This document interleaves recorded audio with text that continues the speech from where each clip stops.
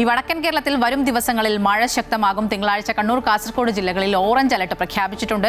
അതേസമയം തന്നെ വടക്കൻ കേരളത്തിലെ ചില ജില്ലകളിൽ ഇന്ന് രാത്രി വരെ തീരങ്ങളിൽ ഉയർന്ന തിരമാലയ്ക്കും കടലാക്രമണത്തിനും സാധ്യതയുള്ളതായി ദേശീയ സമുദ്രസ്ഥിതി പഠന ഗവേഷണ കേന്ദ്രം അറിയിച്ചിട്ടുണ്ട്.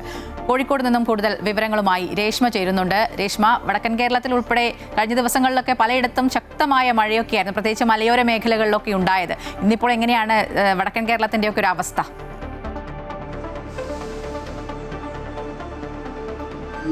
മഴ ഇന്ന് യെല്ലോ അലേർട്ടാണ്. ഈ വടക്കൻ കേരളത്തിൽ തന്നെ പല ജില്ലകളിലും, കണ്ണൂർ, കോഴിക്കോട്, കാസർഗോഡ് ജില്ലകളിൽ ഇന്ന് യെല്ലോ അലേർട്ടാണ്. എങ്കിൽ പോലും ഒരു മൂടിക്കെട്ടിയ കാലാവസ്ഥയിൽ ഓറഞ്ച് അലേർട്ടിന്റെ പ്രതീതിയാണ് ഇന്ന് നമുക്ക് അനുഭവപ്പെടുന്നത്. അതേസമയം തന്നെ രാവിലെ നല്ല മഴയായിരുന്നു. ഇപ്പോൾ നേരിയൊരു ചോർച്ചയുണ്ട്.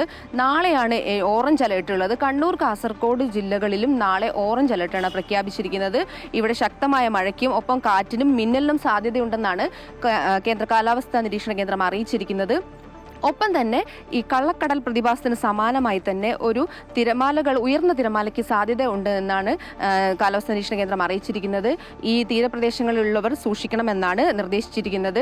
ഈ മേഖലയിൽ ശക്തമായ കടലാക്രമണത്തിന് സാധ്യതയുണ്ടാവും. ഇന്ന് രാത്രി 11:30 വരെ ഈ ഒരു കള്ളക്കടൽ പ്രതിഭാസം ഉണ്ടാവുമെന്നാണ് നമുക്ക് നിലവിൽ ലഭിക്കുന്ന വിവരം. ഈ പ്രദേശത്ത് തന്നെ തോണിയിലുള്ള വെള്ളങ്ങളിലുള്ളവർ നിലവിൽ ഇറങ്ങരുതെന്നാണ് നിർദ്ദേശിച്ചിരിക്കുന്നത്. മത്സ്യബന്ധനത്തിന് ഇപ്പോൾ നിലവിൽ പരമ്പരാഗത മത്സ്യത്തൊഴിലാളികൾ മാത്രമാണ് ഇറങ്ങുന്നത്. ഇവർ പോലും ഈ ഒരു സാഹചര്യത്തിൽ സൂക്ഷിക്കണമെന്നാണ് നിലവിൽ ജാഗ്രതാ നിർദ്ദേശം ലഭിച്ചിരിക്കുന്നത്. ഒപ്പം തന്നെ നമുക്കറിയാം, ഓറഞ്ച് അലർട്ടിന്റെ പ്രഖ്യാപനത്തിൽ നേരത്തെ പറഞ്ഞാൽ തന്നെ മുൻകരുതൽ എല്ലാവരും സ്വീകരിക്കണമെന്നാണ് നിർദ്ദേശം ലഭിച്ചിരിക്കുന്നത്.